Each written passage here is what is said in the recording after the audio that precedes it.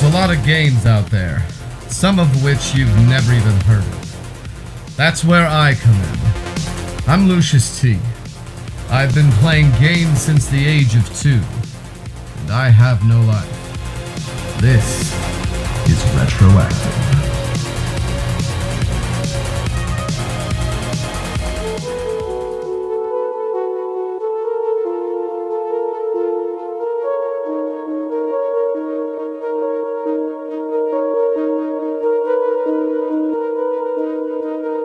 So Hyperlight Drifter is a kickstarted game by Heart Machine that I think is some company out in Europe somewhere. Now this is another one of those Kickstarters where I didn't know it was a Kickstarter until the credits scrolled and took an hour. But a company called I Am 8-Bit made a limited run of a collector's edition, which was the first one I got, which was Super Nintendo style, and even has this cool neon blue Super Nintendo cart that there's nothing in it. There's no ROM or whatsoever, but it's just another one of these stupid collector's items that could potentially be worth a lot, which, whatever.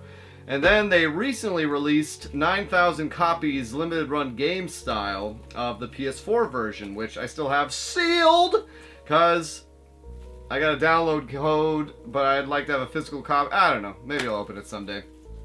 So anyways, Hyperlight Drifter is it's a top-down Zelda perspective type game, but I'd really call it more of an action RPG.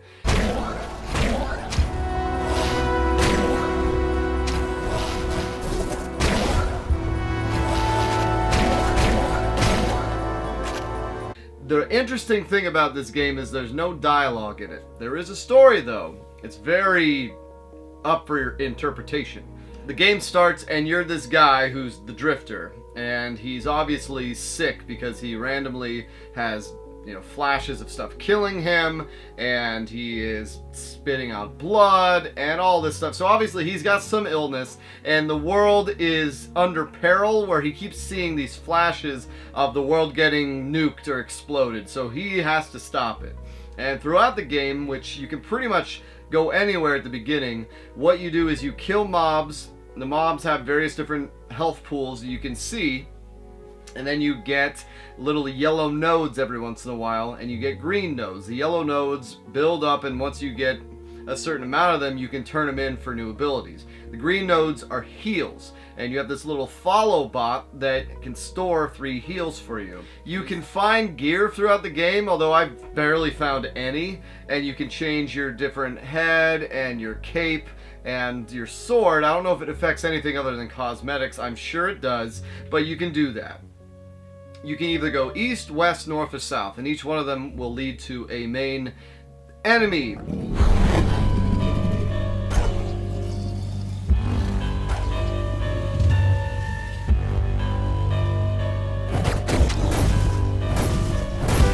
You kind of got to traverse through this dungeon-style overworld and underworld. Now, this is where the most confusing thing goes, outside of the story being all no dialogue, is the map system. It took me a good while to finally figure out how does this map system work. What it does is it will show you the overworld and then show you the underworld. And the underworld will have connectors, but it's a very... like the underworld sections you'll move around a lot in, and you'll keep looking at the map and it looks like you're in the same place, but it's just that section. So when you're in an area, your guy is on that room. Think of it like looking at a solid room, and it's highlighted with you in it. And then once you move to the other one, then you're in that room.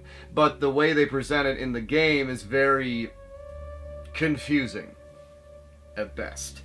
And as you traverse these areas, you unlock little crystals that build into this key that unlocks once you get 4 of them. Now you can find extra ones after that, another 4, and apparently that unlocks other stuff. Some doors require 3, some require 4, some require the whole 8 to open.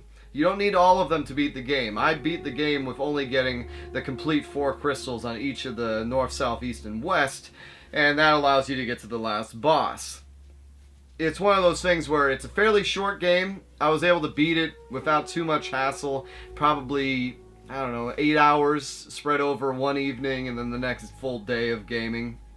Very fun though. The combat was immediately immediately rewarding. It's one of those things, if you like action games, I consider this an action-adventure game. If you like action-adventure games, this is going to be right up your alley. And I know that when the game came out, it was getting panned a little bit for being too difficult. Man up! My God, too difficult? This is nothing. I mean, I don't know, I'm biased. I have something called skill, so maybe other people would have trouble with it, but really, there was a couple of bosses that gave me a little trouble.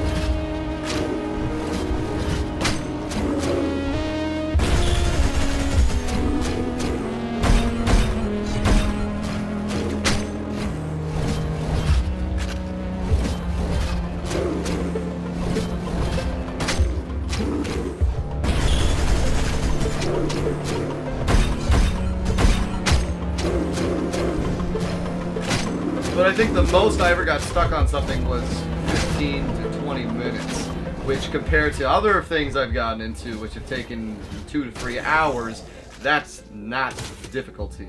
But then again, I'm good at these type of games. These are probably one of my favorite genres of style to play outside of tactical role-playing RPGs. So there you go. But as far as the gameplay, story-wise, gameplay is very, very good. The story, I like it. I like the way they told the story by you getting images instead of a storyline, but it's a lot to take in at once. You have a gun that you can shoot and you have a sword that you can use. The gun that I found that I liked the most was a shotgun. Shotgun was sick, but you also have a pistol.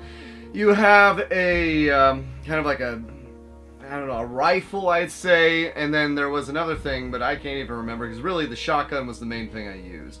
Now what happens is you build up charges for it the more you do melee attacks. So it kind of made an interesting dynamic where you melee stuff and then shoot it, or you shoot it, you run out, you go in for some melee, you build up charges, then you shoot it.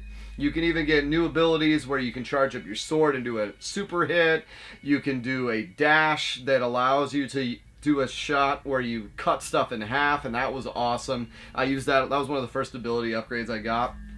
Although there's a similar one to that where you dash and then hit multiple enemies, and it was a little weird because you could do both at the same time with the same button combination. So it was hard to, once I unlocked that one, to tell the game, okay, I want to do this one specifically. And the whole game in general was a lot of fun. Difficulty-wise, perfect. I finished it very quickly. There was a lot more exploring I could do, which I would want to play more of it. The boss battles themselves, you have this one dude, there's a frog guy, you have a guy that shoots arrows, so you had to get good at not dying and getting consistently, you know, you just, you know, you can't teach this stuff. So, Hyper Light Drifter, great game.